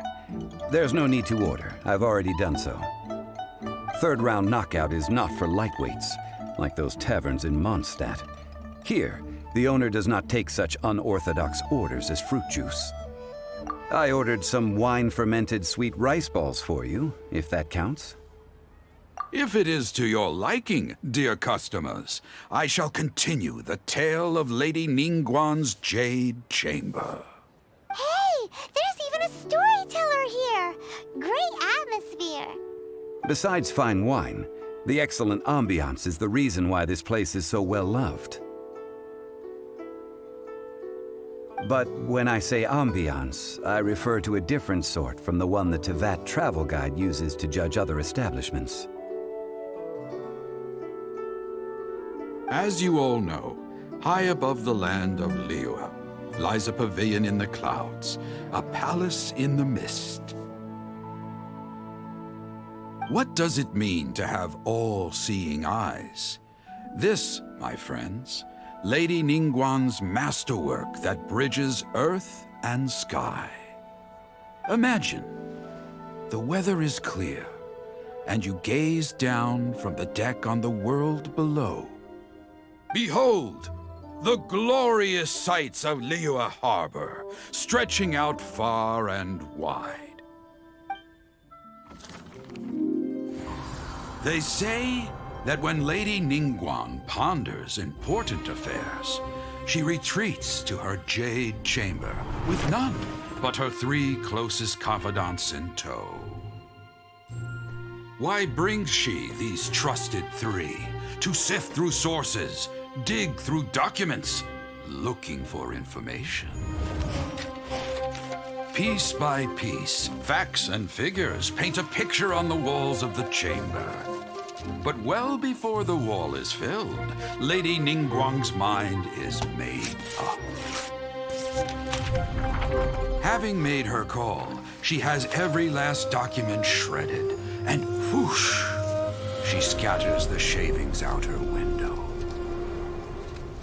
Ah, look at them, how they billow in the wind like a sudden swirling blizzard.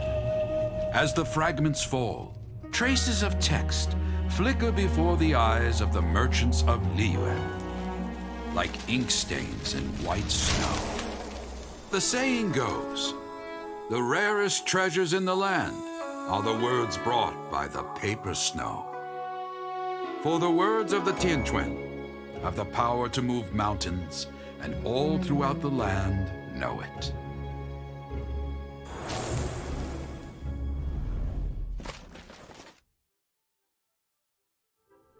These are but scraps of paper, and yet they guide Lady Ningguang's hand. Such is their value. Merely grasping 1 or 2 of them will surely gift you a fragment of her wisdom, enough to stay a step or 2 ahead of your peers. Ch.1 Ningguang. Feels like we're hearing this name a lot. Liyue locals talk about her. The Fatui hate her. She's most likely the one who hid the Exuvia, and we saw her at the Rite of Dissension. Huh. Paimon wonders what sort of person she is.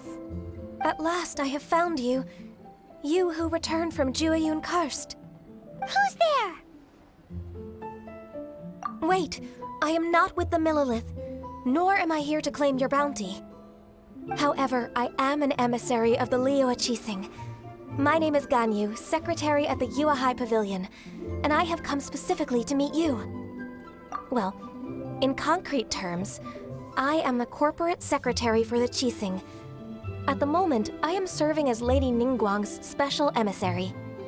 Ningguang sent you? We were literally just talking about her. My apologies, you who have returned from Ch.1 Karst. I am duty-bound and cannot extend my courtesy to you in full. But I have with me a letter from Lady Ningguang. She extends a formal invitation to you in her capacity as Tianquan. She invites you to her palace in the sky. An official invitation? Lady Ningguang said this. Invite him to come here. I wish to meet him. At the Jade Chamber, together we shall snip every one of these entwining dark threads.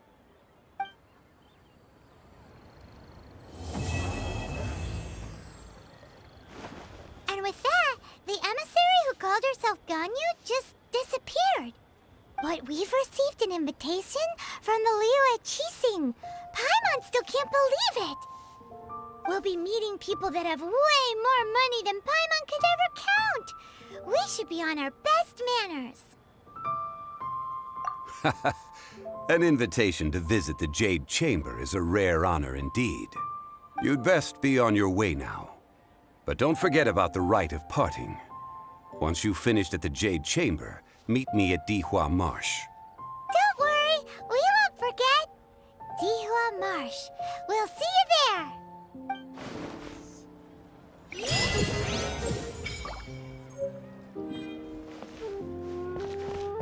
Listen, let me tell you.